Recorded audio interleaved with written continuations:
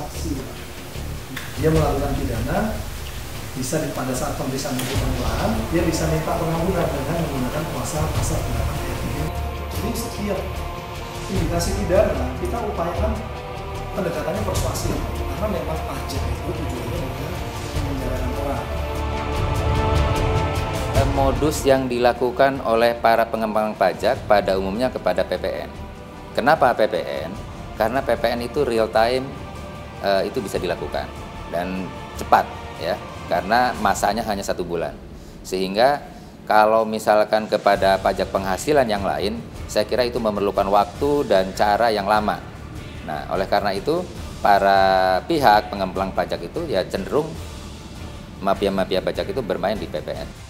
Kita tetap serius untuk melakukan pengejaran terhadap seluruh wajib pajak yang melakukan upaya-upaya untuk pengembangan pajak, ya. Karena modus-modus seperti ini jelas merugikan keuangan negara, apalagi kita ke depan bahwa target penerimaan pajak menjadi lebih besar lagi, dan tentu mafia pajak harus kita lawan dan kita berantas sampai kapanpun. Karena tanpa kita bisa mengatasi itu, maka penerimaan pajak sulit untuk bisa mencapai target.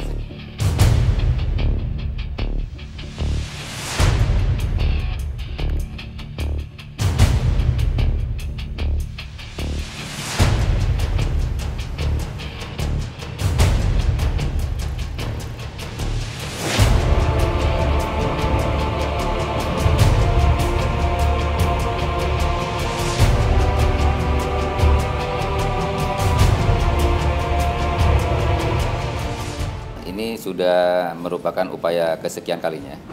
Jadi kita sesuai dengan prosedur bahwa yang pertama kita lakukan upaya pemanggilan untuk dimintain keterangan, dan setelah 2 kali pemanggilan ternyata yang bersangkutan tetap mangkir, maka kita tadi melakukan upaya paksa. Sebetulnya kan cuma dimintai keterangan aja, Pak. Belum tentu beliau ini bersalah atau tidak, kan nanti pengadilan yang menentukan gitu. Pak, kalau saya kan sebagai ketua. Iya. Tolong Pak dikasih tahu aja nih Pak. Yang masuk.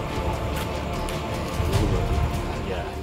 Setiap prosedur hukum yang menyebabkan kita harus melakukan upaya penangkapan dan penggeledahan, tentu kita harus berkoordinasi dengan kepolisian, dalam hal ini Korwas PPNS, Polda Jawa Tengah. Kemudian kita juga karena ini ada penggeledahan, maka harus mendapatkan surat izin dari pengadilan, dan itu pasti kita lakukan dan persiapkan sebelumnya. Wajib pajak ini adalah bergerak di bidang importir. Jadi yang bersangkutan melakukan impor barang, tapi dia menerbitkan faktur pajak bukan kepada indentor, ya, tapi dia kepada pihak lain. Nah, sehingga barang ini ditengarai adalah barang yang memang masuk ke black market, kemudian dia menerbitkan faktur pajak untuk dikreditkan di tempat lain. Nah, ini kan merugikan negara sekitar 1,6 miliar. Ya. Jadi untuk di wilayah kita saya kira itu sangat material dan signifikan. Kalau memang itu ada faktur dan dosa tidak ada masalah.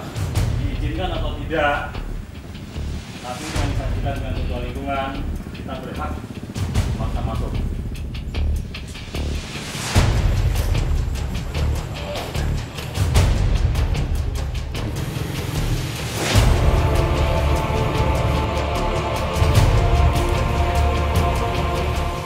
Kami sudah meminta bantuan kerjasama dengan pihak Korwas PPNS dari Polda Jateng, dan pihak Korwas PPNS Polda Jateng dengan izin juga dari Ketua Pengadilan Negeri Kota Semarang.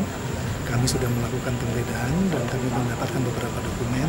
Sebetulnya hanya sudah kita peroleh sebelumnya, jadi hanya berupa kopi-kopi surat-surat yang terdahulu, yang sebenarnya aslinya juga sudah kita peroleh. Ini pengalaman di lapangan bahwa ke depan Direktorat Jenderal Pajak seharusnya memiliki keluasan-keluasan dalam upaya hukum, terutama terhadap penanganan kasus-kasus pidana pajak, ya. Apakah itu yang berkaitan penangkapan, apakah itu dengan penahanan dan seterusnya. Supaya apa? Supaya bisa tepat waktu dan tepat sasaran.